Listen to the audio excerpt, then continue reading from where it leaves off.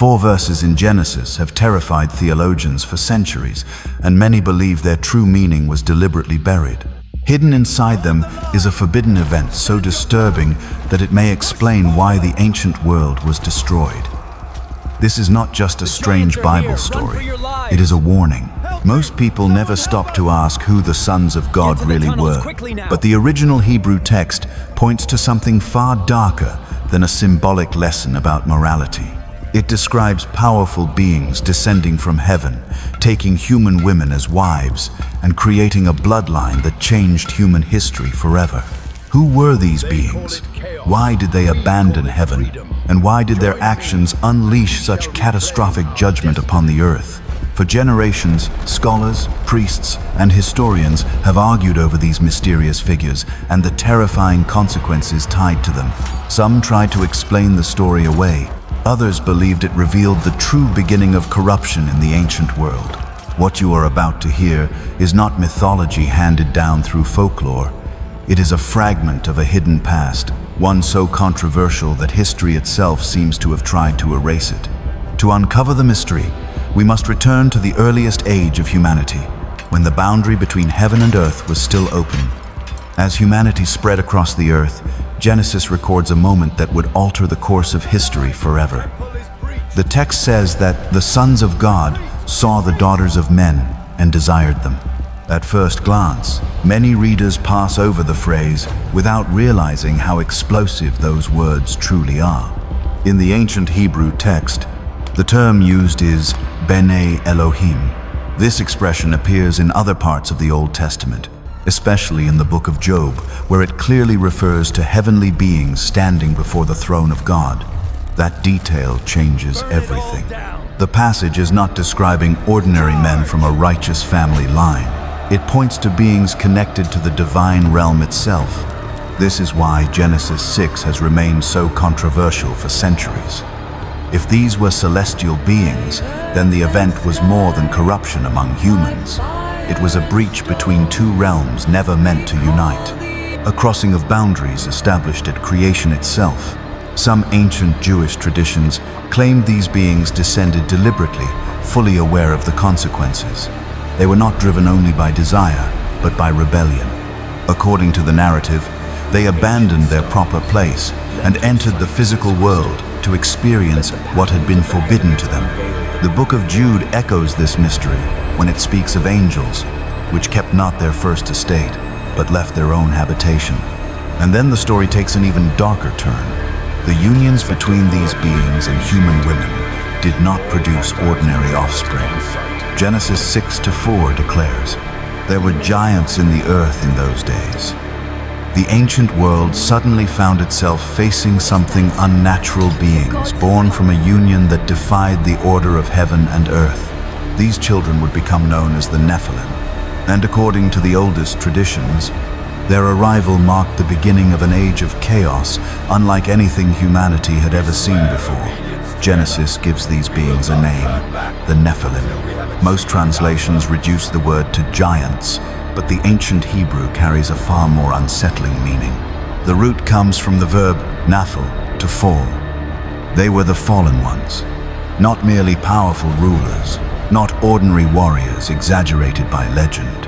These figures were remembered as beings tied to a rebellion that shattered the natural order of the ancient world. Genesis 6:4 states, "There were giants in the earth in those days." But the passage also says they became mighty men which were of old, men of renown. Ancient civilizations would later preserve echoes of them in myths of demigods, god-kings, and superhuman heroes. Behind the legends, many believed there was a darker reality buried in humanity's earliest memory. According to ancient traditions, the Nephilim did not rule through wisdom. They ruled through fear, domination, and overwhelming strength. Their presence transformed the earth into a place of violence and corruption. What began as a forbidden union was now reshaping civilization itself. This is where the story expands beyond the short verses found in Genesis. The Book of Enoch, an ancient text known and referenced during the early centuries of Judaism and Christianity, describes the rise of these beings in far greater detail. It speaks of heavenly watchers descending upon the earth, teaching forbidden knowledge to mankind, and unleashing consequences that spread across the entire world. And the deeper the story goes, the darker it becomes. The Book of Enoch claims there were not just a few rebellious beings, but 200 watchers who descended together under a binding oath. Their leader, often identified as Semjaza, feared some would lose their nerve before crossing the final boundary. So they swore loyalty to one another before descending upon Mount Hermon, a real location still standing in the ancient land of the north. What happened next was more than rebellion. According to these traditions, it was the release of forbidden knowledge into the human world. The Watchers began teaching mankind secrets that humanity had never possessed before: weapons of war, the forging of swords, shields, and armor. Knowledge that turned simple tribes into kingdoms driven by conquest and bloodshed. Enoch also claims they revealed hidden mysteries of the heavens, astronomy twisted into divination, signs in the stars used to seek power over destiny itself. Other teachings were even more dangerous. Ancient writings describe forbidden arts involving enchantments, manipulation, and the corrupt use of hidden knowledge. Humanity gained power faster than wisdom could restrain it. The corruption spread everywhere. Men learned how to destroy one another with increasing efficiency. Violence expanded across the earth. Even beauty itself became a tool of manipulation and excess. What should have advanced civilization instead accelerated moral collapse. Genesis later declares, "And God saw that the wickedness of man was great in the earth." The crisis was no longer isolated. It had infected the foundations of human society. Then came the Nephilim. Their rise transformed the ancient world into something terrifying, a civilization consumed by oppression, fear, and chaos on a scale humanity had never experienced before. The ancient traditions describe the Nephilim as far more than unusually tall men. They were portrayed as beings of overwhelming power, feared across the ancient world. Some Jewish sources claimed their size was enormous, their strength unmatched, and their presence alone inspired terror among entire populations. But their greatest danger was not only physical. These beings combined unnatural power with knowledge humanity was never meant to possess. They became rulers, conquerors, and figures of domination whose influence spread rapidly across the earth. Kingdoms rose under fear. Violence became normal. Civilization itself began to decay from within. Genesis describes the world before the flood with chilling simplicity. The earth also was corrupt before God, and the earth was filled with violence. According to ancient accounts, the corruption became so severe that the balance of creation itself was collapsing. Human society descended into chaos, greed, oppression, and endless bloodshed. The Nephilim were remembered as symbols of that fallen age, an era when the boundary between the human and the forbidden had been broken. This is why many ancient interpreters believed the flood was not presented as random destruction, but as divine judgment upon a world that had become completely corrupted. Genesis 6:12 says, "For all flesh had corrupted his way upon the earth." Then one detail changes everything. When Scripture introduces Noah, it says he was perfect in his generations. For centuries, theologians debated the meaning of that phrase. Some believed it referred to his righteousness. Others argued it pointed to an uncorrupted lineage in the midst of a ruined world. Either way, Noah stood apart from the civilization around him. And as the violence of mankind reached its peak, the judgment of the flood drew near. The heavens would open, the foundations of the deep would break apart, and the ancient world would disappear beneath the waters. If these ancient accounts are disturbing you more than expected, wait until you see what happened after the flood, because the mystery of the Nephilim did not end in Noah's day. Not everyone accepted the idea that Genesis 6 described fallen heavenly beings. Over the centuries, another interpretation emerged, one that attempted to remove the supernatural element from the story entirely. This became known as the Sethite theory. According to this view, the sons of God were simply the righteous descendants of Seth, while the daughters of men came from the corrupted line of Cain. Supporters of this interpretation argued that the passage was only describing intermarriage between the godly and the wicked. By the Middle Ages, many theologians preferred this explanation because it avoided the disturbing image of heavenly beings entering the human world. Influential figures such as Augustine helped popularize the idea that angels, being spiritual in nature, could not physically reproduce with humanity. But the text itself raises difficult questions. In Hebrew, Genesis does not use ordinary language for righteous men. It specifically says, Bene Elohim, the same expression used in Job when describing heavenly beings standing before God. If the author intended to describe normal humans, there were simpler and more direct terms available, such as sons of men. The distinction appears intentional. Even more striking is the fact that many early Jewish writers and several early Christian leaders accepted the supernatural interpretation without hesitation. Writers like Justin Martyr and Irenaeus viewed Genesis 6 as the account of rebellious heavenly beings corrupting the earth before the flood. Then comes the biggest problem for the Sethite view. Genesis 6-4 says, "There were giants in the earth in those days." The text presents extraordinary offspring tied directly to these unions. The narrative describes something far beyond ordinary human genealogy. Two human bloodlines do not suddenly produce beings remembered across ancient history as giants, mighty men, and legendary rulers. This is why the debate has never disappeared. The deeper scholars examine Genesis 6. The more the passage resists simple explanation. And as the mystery grows, another disturbing possibility begins to emerge, that memories of these beings may not have been limited to the Bible alone. A third interpretation takes the mystery even further beyond Israel, beyond Genesis, and into the oldest civilizations on Earth. Ancient Mesopotamian records speak of rulers who claimed divine ancestry and reigned for impossibly long spans of time.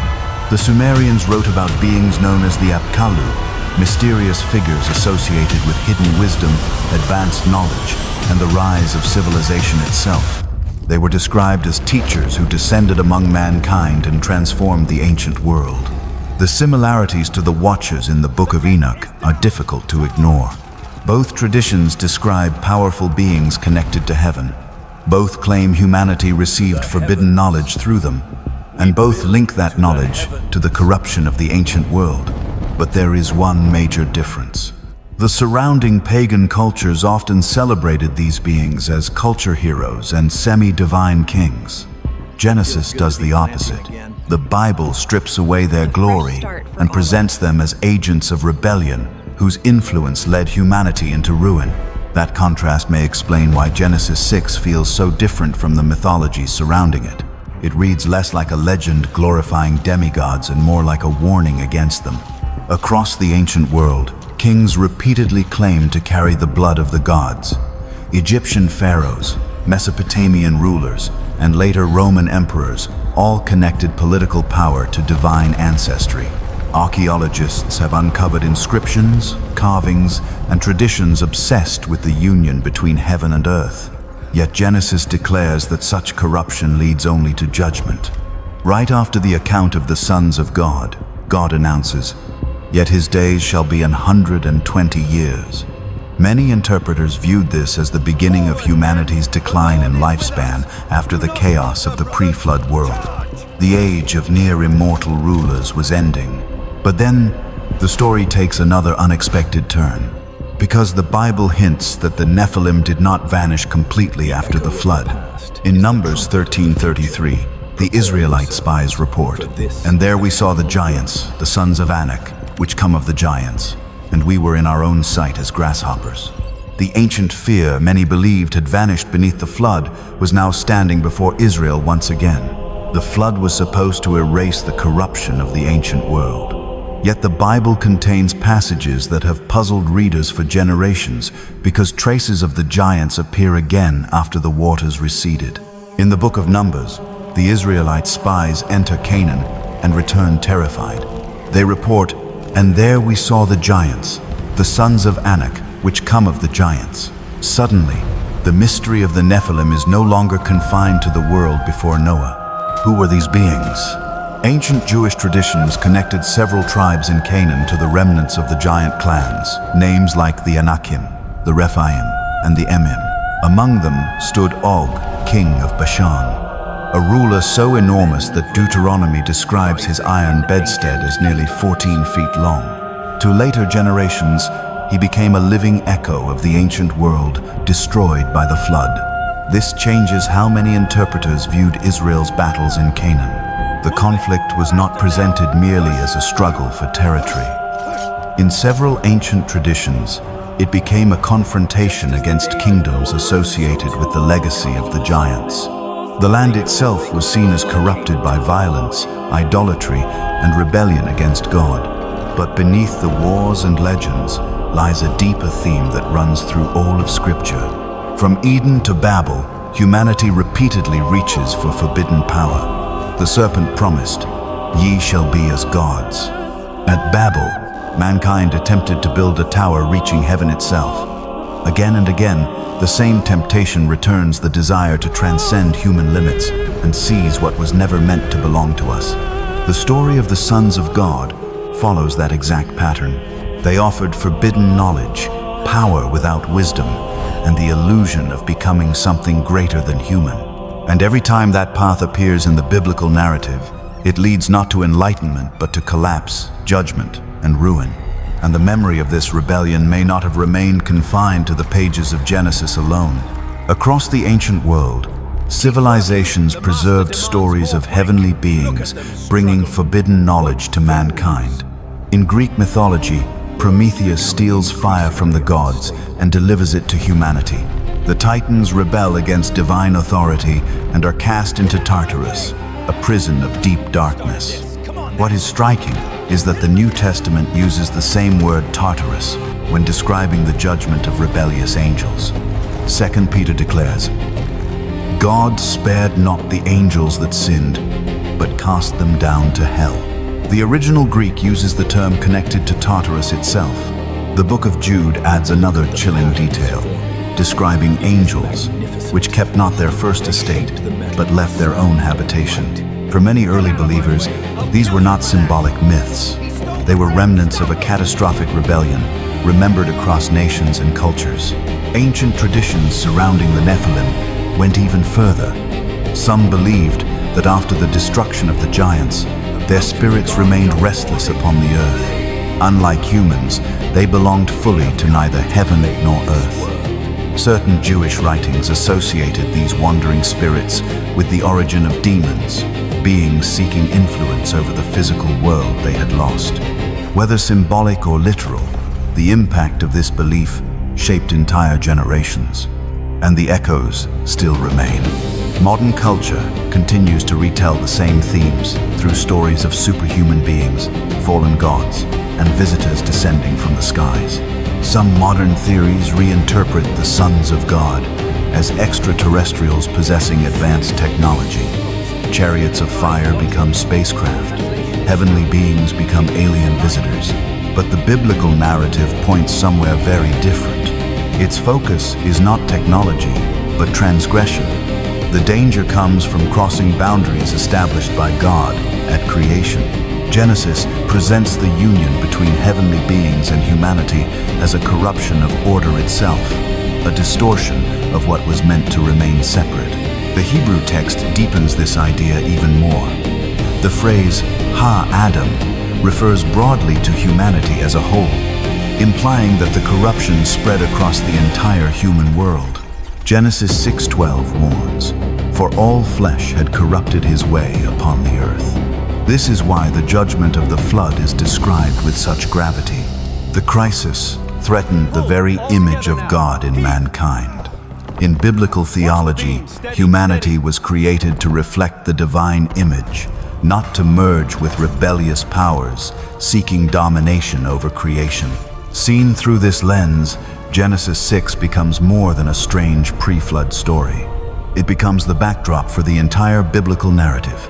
The rise of idolatry, violent kingdoms, false gods, and civilizations obsessed with power beyond human limits. Many ancient myths begin to sound strangely familiar under that perspective. Stories of Zeus, Gilgamesh, Hercules, Odin, and other semi-divine rulers may reflect distant memories of ancient traditions surrounding mighty beings from the earliest age of the world. Legends of giant warriors and cosmic rebellions appear across cultures separated by oceans and centuries. Yet the Bible strips these figures of glory. Instead of celebrating them as heroes, Scripture presents them as rebels awaiting judgment. The so-called gods of the ancient world are reduced to fallen powers whose rebellion led humanity toward corruption and destruction. When modern readers approach Genesis 6, many try to force the story into something symbolic, distant, or harmless. But the biblical worldview is far stranger than most people are willing to admit.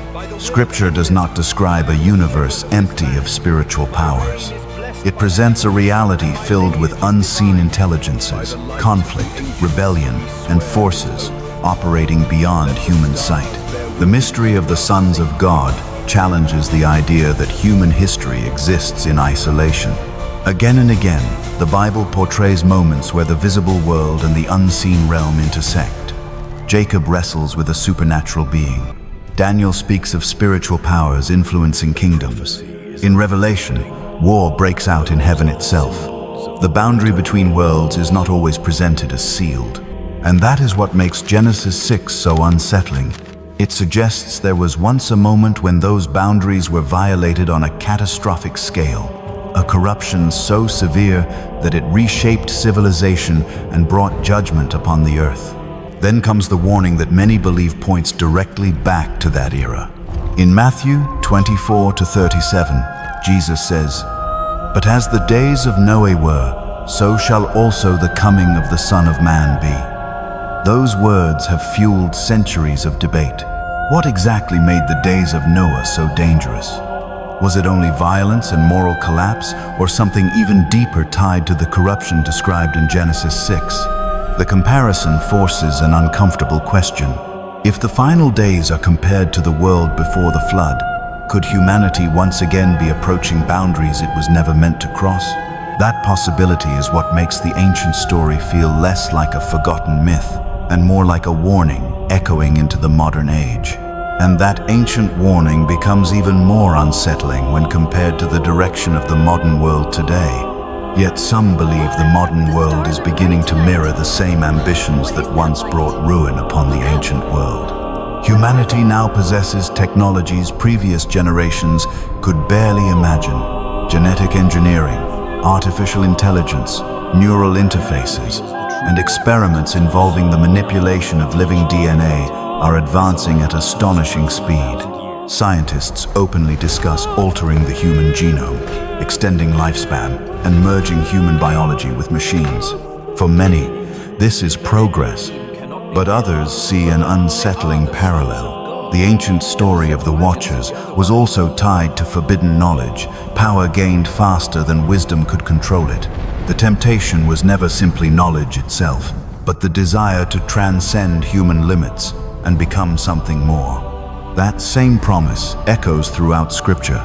In Eden, the serpent told humanity, "Ye shall be as gods." At Babel, mankind sought to reach heaven through its own power. Genesis 6 describes a world crossing boundaries that were never meant to be crossed. The pattern repeats again and again, humanity reaching beyond its limits in pursuit of control, immortality, and transformation.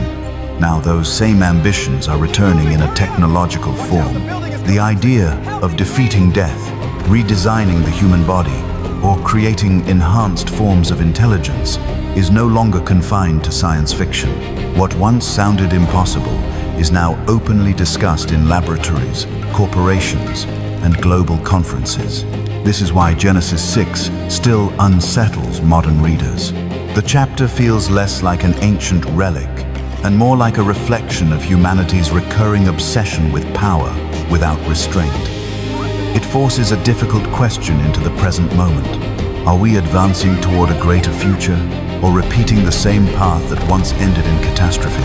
The deeper we examine Genesis 6, the harder it becomes to dismiss it as a simple ancient legend.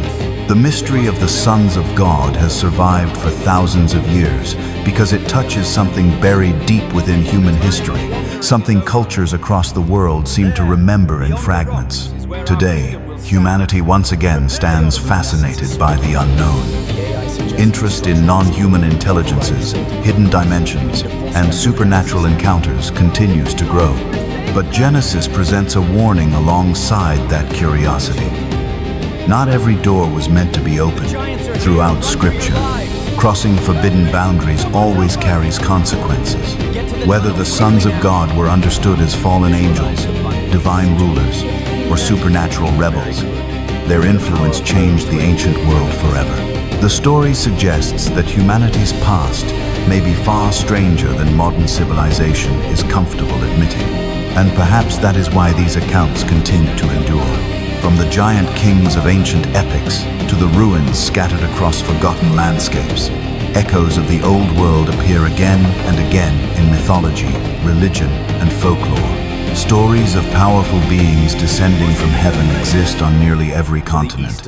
Civilizations separated by oceans preserved strangely similar memories of gods, giants, and catastrophic judgment.